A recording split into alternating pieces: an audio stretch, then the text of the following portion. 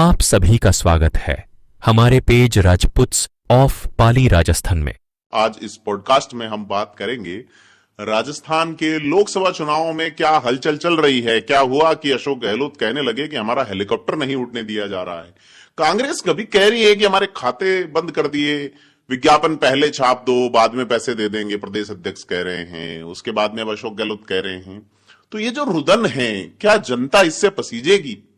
दूसरी ओर राजस्थान सरकार के कद्दावर मंत्री राज्यवर्धन राठौड़, जो कि युवाओं के मामलों के मंत्री रहे हैं, फिलहाल उद्योग के मंत्री हैं, आईटी डिपार्टमेंट भी उनके पास है, यूथ आइकन है, खिलाड़ी रहे हैं, वो भी अब धर्म वाला और तुष्टिकरण वाले डायलॉग दे रहे हैं। और इसके अलावा देखें तो राजसमंद से सुदर्शन रावत ने टिकट लौटा दिया, नागौर में हनुमान बेनीवाल बुआजी का मायरा जैसे डायलॉग चल रहे हैं। तो क्या लगता है कि पार्लियामेंट जो राजस्थान से मुकम्मल होगी 25 सीटें, उनमें ये जो डायलॉग्स हैं और ये जो अंदाज हैं इन नेताओं के, इन पे बात करनी चाहिए। तो इस प्रोग्राम में अपन बात कर रहे हैं 25 सीटें राजस्थान की लोकसभा की। उनमें से पहले चरण में 12 में चुनाव है, 2.25 करोड़ के आसपास वोटर होंगे यहाँ पे। और चुनाव आयोग ने डिटेल जारी कर दी भाई कैसे क्या होगा पूरा मामला। चूंकि पहले चरण में ही बीकानेर, गंगानगर, नागौर, जयपुर शहर, ग्रामीण और नॉर्थ ईस्ट की जो राजस्थान से वाली जो गंगानगर वगैरह जो सीटें हैं, झुंझुनू, सीकर, चूरू जैसी, शेखावाटी वाली, अलवर है, भरतपुर है, इन सीटों में पहले चरण में चुनाव है। अब वहां नामांकन पूरे हो चुके हैं और नामांकन जो है वो भरवाए गए हैं। उसके बाद में अब सभाओं का दौर चालू हो गया है। बीकानेर में नामांकन भरवाने पहुंचे अशोक गहलोत और डोटासरा जैसे लोग, उनका कहना था कि हेलीकॉप्टर को उड़ान नहीं भरने दिया गया। उनका आरोप मोदी सरकार पे रहा है। तो क्या अभी भी चुनाव आयोग की ओर से आदर्श आचार संहिता लागू होने की जो बात है वो बेमानी है? कांग्रेस ये आरोप अब चुनाव आयोग पे लगा रही है, क्योंकि ये चीजें तय करना तो चुनाव आयोग का काम है। ऐसे में मुद्दे जो हैं वो कहीं प्रमुखता से नजर नहीं आ रहे। एक दिन 2 दिन पहले जब हमने सीकर में नामांकन की रैली को सुना, जिसमें अमराराम जो कि कम्युनिस्ट पार्टी मार्क्सिस्ट के प्रत्याशी हैं, या कांग्रेस ने गठबंधन किया है, और उनको सुने तो जरूर उस रैली में जरूर मुद्दों की बात हुई थी। लेकिन आज अगर अपन देखें, बाड़मेर में राज्यवर्धन सिंह राठौड़ जैसे एक नेता का भाषण, जिनकी ऊर्जा से बड़ा प्रभावित होते हैं यूथ, कि ये कैलाश नहीं काशी है, राम मंदिर और यह तमाम चीजें जो है, तो क्या भाजपा के लिए चुनाव जो है वो धर्म और राम मंदिर या प्रधानमंत्री नरेंद्र मोदी के चेहरे वाला इशू ही रहेगा, या डेवलपमेंट, रोजगार या पिछड़े हुए इलाकों के लिए विशेष उपाय करने के वादे भी होंगे यहां? दूसरी ओर कांग्रेस जो है वो कोसने के अलावा कुछ नहीं कर रही। मोदी ने ये कर दिया, 600 वकील जो है आज एक विचारधारा के, उन्होंने सीजीआई को एक पत्र सौंपा है और कहा है डेमोक्रेसी खतरे में है। अब चुनाव के वक्त ही डेमोक्रेसी खतरे वाली बात आना, तो प्रधानमंत्री मोदी और उनकी टीम इसको अलग तरीके से बुनाने की कोशिश करेगी। लेकिन चूंकि पार्लियामेंट के चुनाव हैं और इन चुनाव में बात आनी चाहिए मुद्दों की, घोषणा पत्रों की, तो अब कांग्रेस ये कह रही है कि हम जयपुर में अपना घोषणा पत्र जारी करेंगे। जयपुर से बड़ा लगाव नजर आ रहा है कांग्रेस को। यहां ही से कांग्रेस की जो बड़ी सरमाएदार नेता है, नाम सोनिया गांधी है, जो कि राज्यसभा भेजी गई हैं, उनका स्वास्थ्य नासाज है। कहा जा रहा है, ये हवाला देते हुए, इस बार लोकसभा का चुनाव नहीं लड़ेंगी सोनिया गांधी, और उनको तबीयत ठीक नहीं है इसलिए राज्यसभा भेजा जाएगा। तो तबीयत तो मनमोहन सिंह की भी ठीक नहीं है, तो वो तो राज्यसभा भी छोड़ रहे हैं। तो राज्यसभा में तबीयत कैसे ठीक होगी? यह उपाय क्या कांग्रेस के पास या नेताओं के पास है क्या कि भाई आप उम्रदराजी के दौर में हैं, स्वास्थ्य ठीक नहीं है, तो किसी और को मौका दें आने वाली जो आपकी। तो कांग्रेस के साथ बड़ी दिक्कतें यही रही हैं। मसलन कि राहुल गांधी जो भारत जोड़ो यात्रा और न्याय यात्रा के माध्यम से जागरण का काम कर रहे हैं, लेकिन सीईसी की मीटिंगों में उनका काम केसी वेणुगोपाल ही ज्यादा समय तक देख रहे हैं। इधर सुदर्शन रावत द्वारा टिकट लौटा दिया जाना, या सुनील शर्मा जो जयपुर से टिकट दिया गया था, उनको टिकट लौटाने पे मजबूर होना। अब आरोप लग रहा है शशि थरूर पे। वही सुनील शर्मा अब जो है वो पूरे जो कांग्रेस वाले सेंट्रल विंग में जो थे, यानी कि कांग्रेस का जो सेकुलरिज्म वाला जो मामला है, उस झंडे को उठाए हुए थे, अब वो राइट वाले में आ गए हैं और इधर दूसरी ओर जो उनके साथी जो है पूर्व आईएएस संजय दीक्षित, जो कि आरसीए के चेयरमैन रह चुके, ललित मोदी को हरा के बाद में सचिव भी रहे थे, तो वो भी आगे। भी शशि थरूर ने उनकी जो टीम थी, कोच्चि टस्कर वाला मामला, सुनिंदा पुष्कर के साथ उनका जो मामला था, उसको मैनेजमेंट में हमारी हेल्प की थी। तो जनाब, आपका जब टिकट कट रहा है या आपको कोई चीज नहीं मिल रही, तभी खुलासे क्यों हो रहे हैं? और अगर आप एक डायलॉग फोरम या चैनल चला रहे हैं तो जिसमें आप दावा करते हैं कि हम खुलासे करते हैं, आपकी आइडियोलॉजी के अगेंस्ट है, तो ये अब तक तुरुप के इक्के दबा के क्यों रखे गए कि वो 5 स्टार होटल मांग रहे थे या ऐसी बात है? तो तमाम चीजें हैं। भाजपा कांग्रेस दोनों ही पार्टियों को सोचना होगा कि चुनाव के मुद्दे क्या यही होंगे, या चुनाव के मुद्दों में वो होगा कि वहां पानी नहीं है।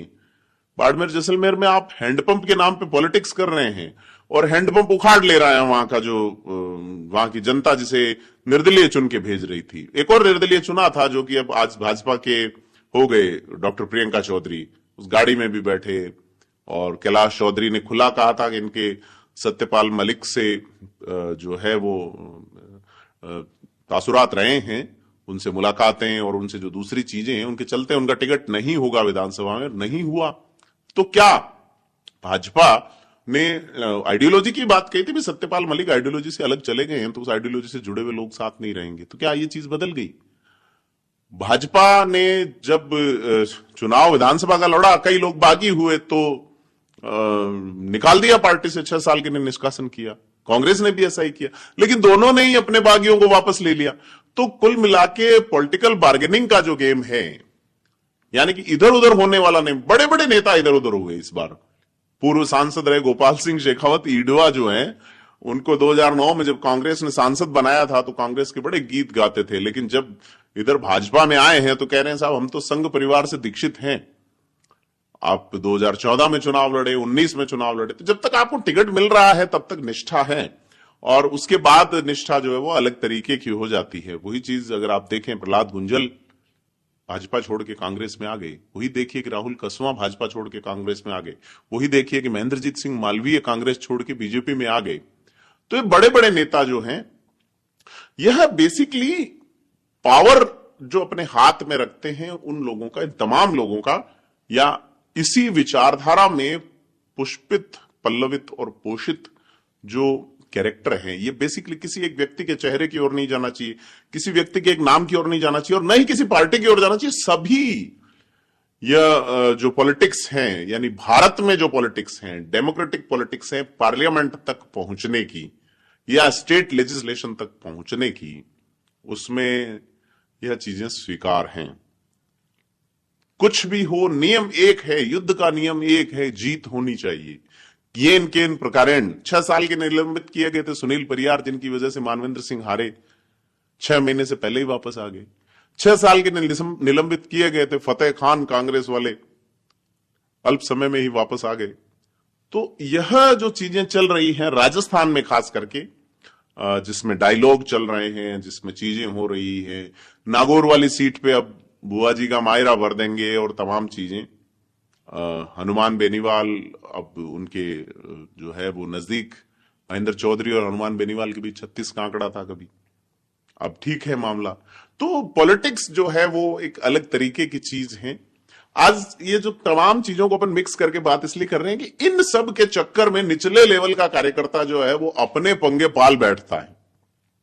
उसको लगता है कि मेरा नेता आइडियोलॉजी पे खरा है और मैं उनके पीछे जान दे सकता हूं, तो वो अपना समय, श्रम और पैसा बर्बाद करता है, और लास्ट में वो फिर केस मुकदमेबाजी तक भी चला जाता है। कई बार खून पसीना जलाता है, गर्म माहौल में हो या सर्द माहौल में। वो ठगा हुआ सा महसूस अभी भी नहीं कर रहा।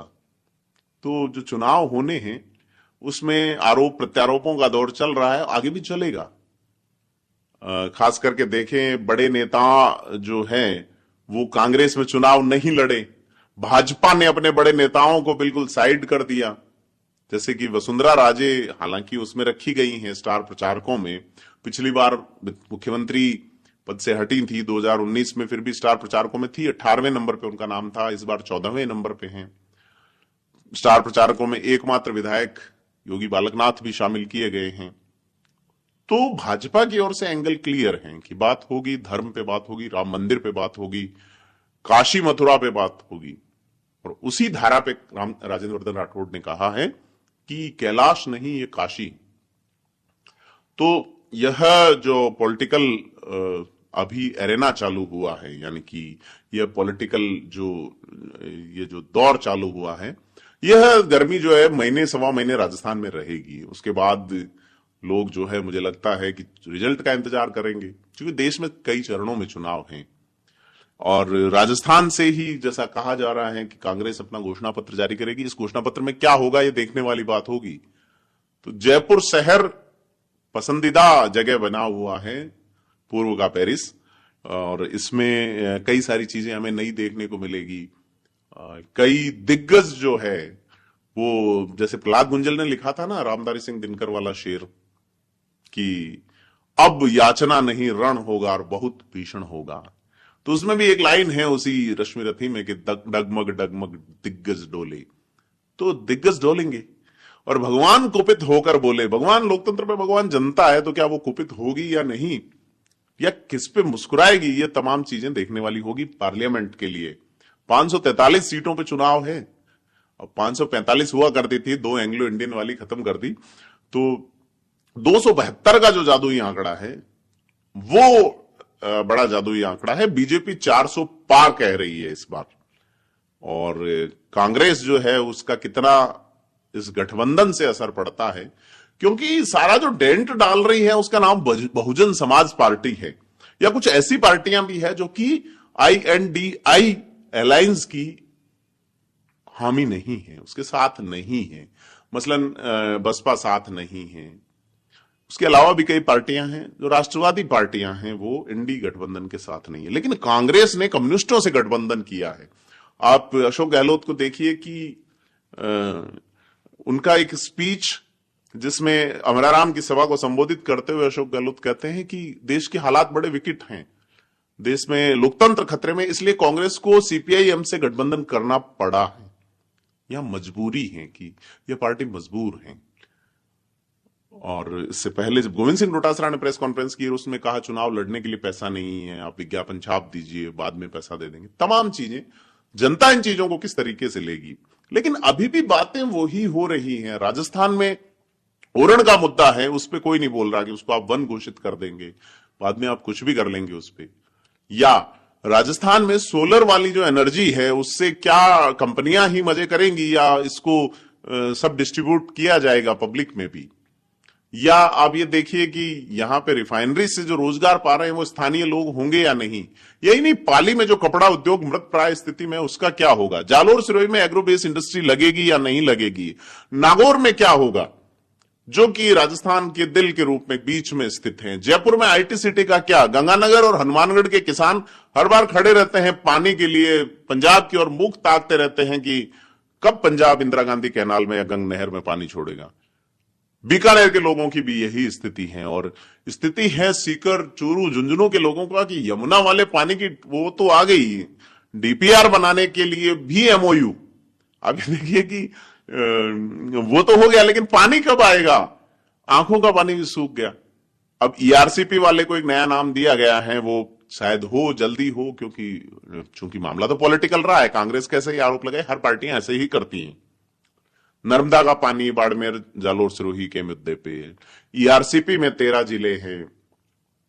इसके अलावा बहुत सारे जिले, मेवाड़ में कुछ अलग ही माहौल चल रहा है। तो ये तमाम चीजें, मुद्दों पे बात कब से होनी शुरू होगी, क्योंकि चुनाव का 1 महीना नहीं बचा है। चुनाव में बहुत कम दिन बचे हैं, और उन दिनों में हम आपको रूबरू करेंगे, जनता के बीच भी जाएंगे और बात करेंगे कि भाई क्या चाहती है वहां की जनता।